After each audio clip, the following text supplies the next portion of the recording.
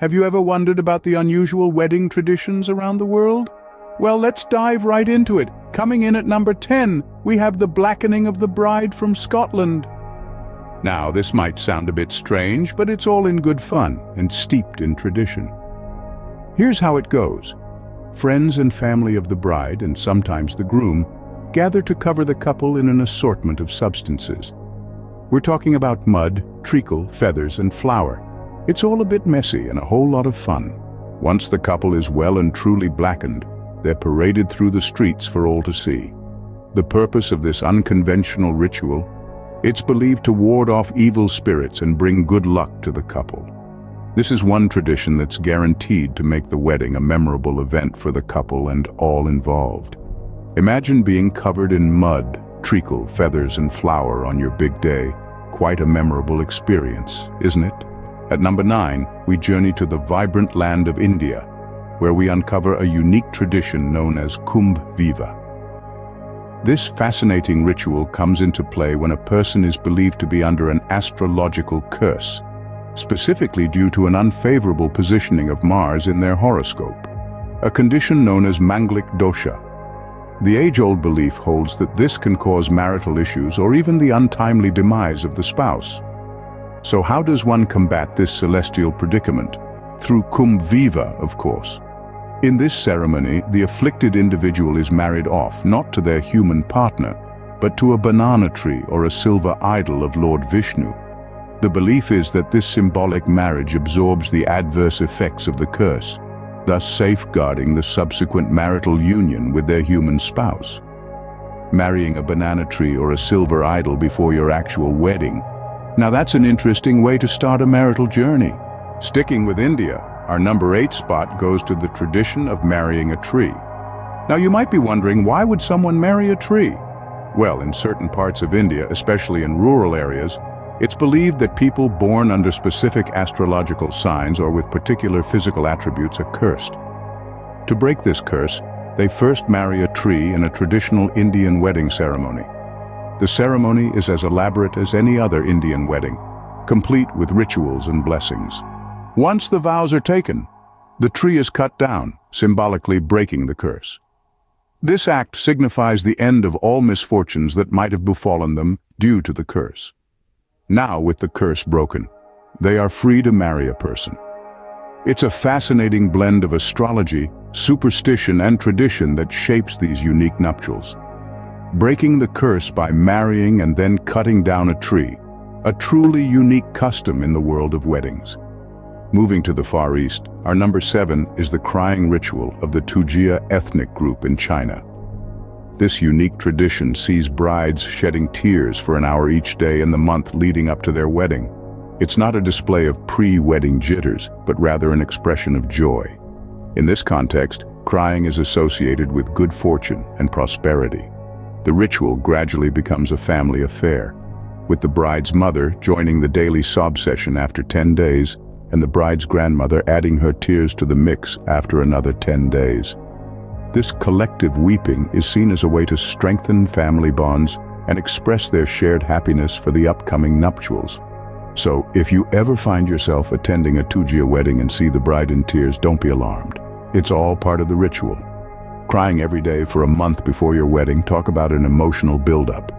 Our number 6 spot takes us to the Romani communities with the tradition of the kidnapping of the bride. Now this might initially sound alarming, but let's delve a bit deeper. This unconventional tradition sees the groom kidnap his bride-to-be, often with the help of his friends, family, or even hired accomplices. The bride is whisked away in a spirited and playful manner, typically with her consent. But why, you might ask? It's all about the thrill and excitement. The tradition serves to add an element of surprise and adventure to the wedding proceedings, heightening the emotions and anticipation. It's important to note that this practice is not about coercion, but rather a jovial act steeped in tradition. It's a unique way for the groom to show his eagerness and commitment, all while keeping everyone on their toes. A playful kidnapping before the wedding, definitely a tradition that would get your heart racing. Moving to Africa at number 5, we have the Egyptian tradition of crossing the threshold. This tradition is a lively exchange between the newlyweds, filled with wit and humor. As the couple arrives at the groom's house, the bride playfully refuses to cross the threshold. The groom is then tasked with persuading his new wife to enter their home. This isn't a simple please and thank you affair. Oh no, the groom must negotiate with his bride, offering gifts or promises to coax her inside. The act of carrying the bride over the threshold symbolizes the groom's commitment to providing protection and security in their married life. It's a fun and light-hearted tradition that sets the tone for the couple's life together. A life filled with compromise, negotiation, and mutual respect. So, gentlemen, be prepared. You may have to negotiate your way into your own house with your bride. Now that's a fun start to married life. Back to India for our number 4 spot, the tradition of shoe hiding. This playful practice adds a splash of fun to the solemnity of the wedding proceedings. It's a lively game of hide-and-seek, where the groom's shoes become the coveted prize. During the ceremony, the groom typically removes his shoes as a sign of respect. Seizing the opportunity, the bride's female relatives or friends swiftly whisk away the shoes and hide them. The real charm of this tradition lies in the camaraderie it fosters. The groom, upon discovering his shoes missing, must then negotiate for their safe return. This often involves a good-natured haggling with the shoe thieves, where he must offer money or gifts as ransom. The banter, the laughter, and the friendly negotiations add a delightful touch to the wedding, making it a memorable event for everyone involved. Having your shoes held hostage on your wedding day, the thrill of this tradition is surely unmatched. At number 3, we have a rather unusual tradition from the Maasai people of Kenya, spitting on the bride. Now, don't let the name fool you. This isn't a sign of disrespect, quite the contrary. In this unique custom, the father of the bride takes center stage. As the bride departs with her new husband, her father bestows a blessing upon her, but not with words or a gentle touch. Instead, he spits on her head and breasts. This act, though startling to some, is steeped in meaning and sentiment. The spit is believed to ward off evil spirits that may wish to harm the newlyweds in their new journey together. It also serves as a token of good luck, a wish for prosperity in their marital life.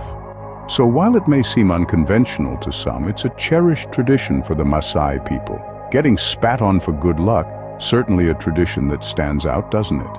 Coming in at number 2, we have a familiar tradition from Western weddings, tossing the bouquet. This charming custom has its roots steeped in the history of England and France.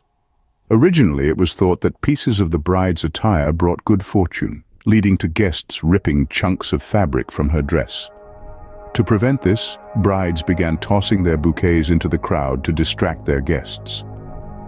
The bouquet, a beautiful collection of flowers often carefully chosen by the bride herself, represents her happiness and love.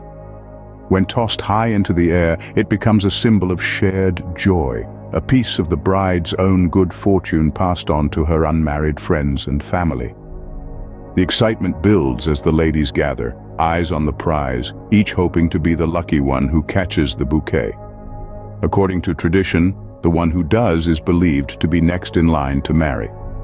Catching the bouquet and being next in line for marriage, a tradition filled with excitement and anticipation. And finally, our number 1 spot goes to a tradition from Germany, breaking dishes. Brimming with symbolism and camaraderie, this tradition is particularly prevalent in the Saarland region of Germany. As night falls on the wedding day, a unique spectacle unfolds. Guests gather at the couple's doorstep, armed not with gifts or flowers, but with plates, cups, and other ceramic dishes. In a boisterous display of affection, these dishes are then shattered against the doorstep, filling the air with the unique symphony of breaking ceramics. But why, you might ask, would anyone choose to welcome a newlywed couple with a pile of broken crockery? The answer lies in the old German saying, "Scherben bringen Glück," which translates to, "Broken shards bring luck." The act of breaking dishes is believed to ward off evil spirits and bless the couple with good fortune and prosperity. However, the ceremony doesn't end with the breaking of dishes. Once the last shard has been thrown, the newlyweds are faced with the task of cleaning up the mess. This seemingly mundane act is, in fact, teeming with significance. By working together to clear the shards, the couple demonstrates their ability to collaborate and overcome challenges as a team. It's a powerful testament to the unity and partnership that marriage entails. This tradition is not just about creating a mess, it's about acknowledging that life is filled with broken pieces and challenges. The couple's joint effort in cleaning up symbolizes their readiness to face these hurdles together, to turn the broken into whole again. It's about understanding that life isn't always perfect, but as long as they're together, they can turn any pile of broken dishes into a clean slate. So next time you find yourself at a German wedding, don't be alarmed if you're handed a plate and asked to break it. You're not causing chaos.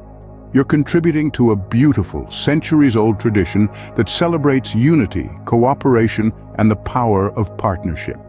Breaking dishes and cleaning up together, a powerful symbol of unity and partnership in marriage,